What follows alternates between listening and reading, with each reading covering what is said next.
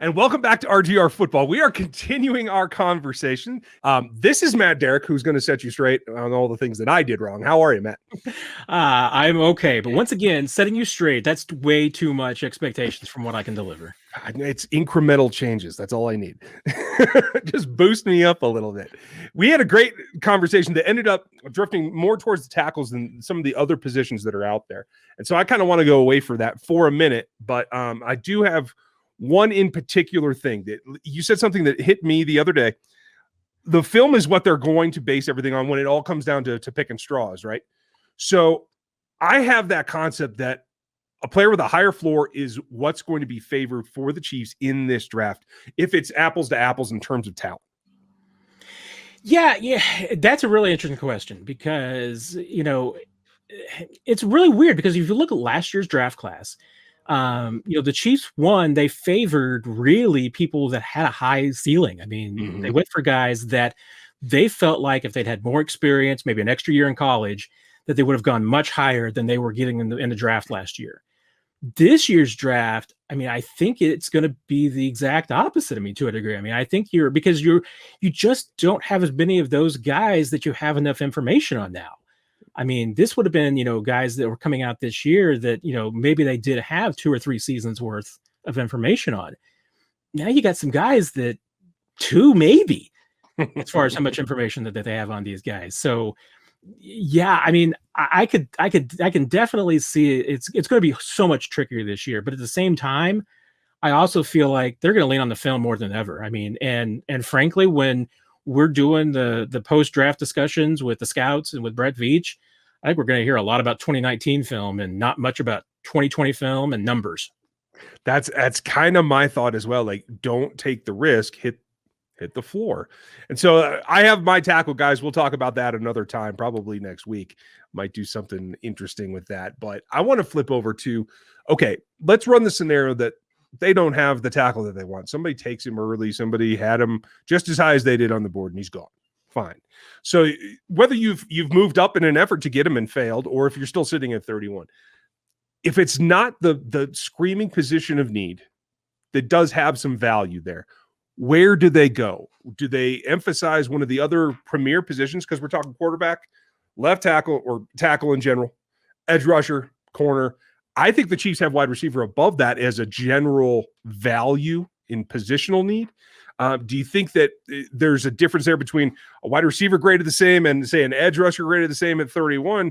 Do you have a feel for where they want to go or what they're emphasizing? I mean, that's the interesting question, is that let's say that you basically have a player at every position evenly graded. I mean, that's not going to really happen, but let's say that it is, that they've got every single one of these guys at each individual position equally graded. Where would they go? And I mean, yeah, a wide receiver would be pretty high. I mean, outside, obviously, the tackle spot, I think wide receiver would be pretty high.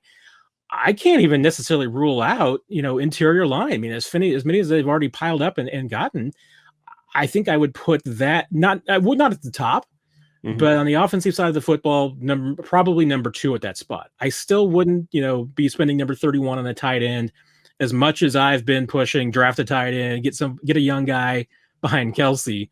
That's probably too early for me because you can get good tight ends later. On the defensive side, yeah, I mean, edge rusher, linebacker, corner are all in that conversation. And I'd probably put corner a little bit further down. That hasn't been a position that, really since Marcus Peters, the Chiefs have ever, really spent a lot of high currency on. I mean, for the most part, they've gone for almost across the board, whether it's in free agency or anything else. I mean, they've gone for finding value at that position. So I wouldn't be surprised if they continue to do that. So maybe that's more like 5th or 6th on the needs. But linebacker is probably an interesting spot. And I know people wouldn't say that because, hey, you've got Willie Gay, but you know what? You only have Willie Gay. I mean, you're getting to a point where you're not going to have Anthony Hitchens much longer. Right. And if you're talking about 2022 and beyond, Willie Gay might be it. So yeah, and if you could pair Willie Gay with another stud, as good as you think Willie Gay might be, put 2 of those guys on the field at the same time, makes everything else a lot easier.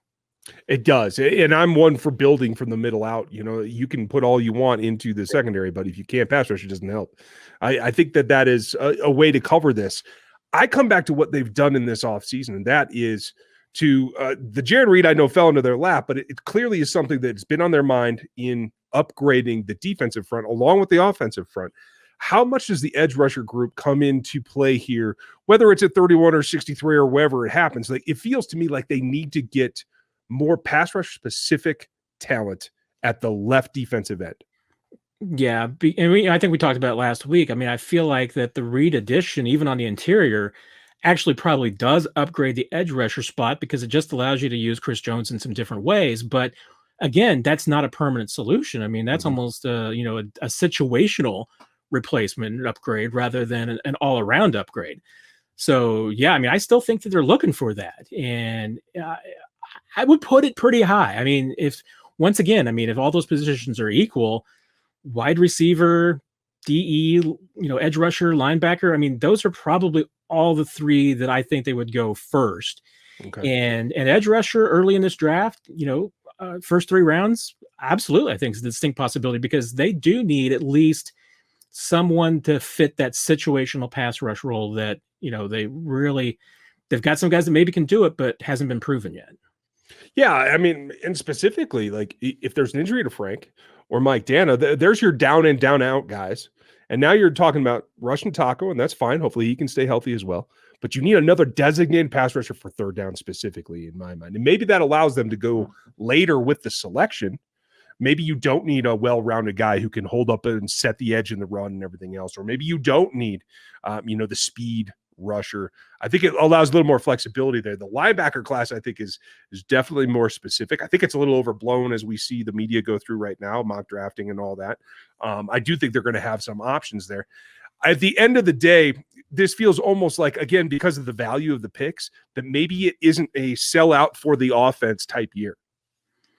No, I don't think that it is. I mean, I think as much as we've talked about that left tackle spot, I don't feel like that the Chiefs are really in a spot where you feel like that they have to draft any one position. I mean, I think that they are largely best available athlete kind of spot here.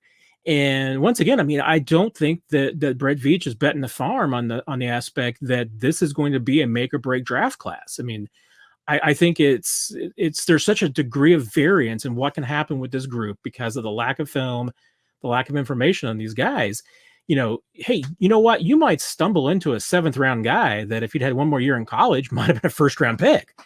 And you might have a guy that goes in the 2nd round that you absolutely love and you find out this is a bust.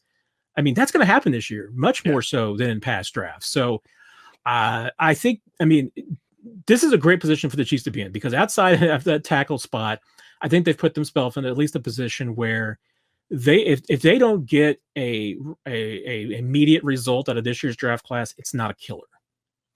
Knock on wood. Let's hope none of that is. I'm really interested to see what else is going on. I have a couple other questions, but I think at this point we'll have to come back and circle back to that. Thanks for your time today.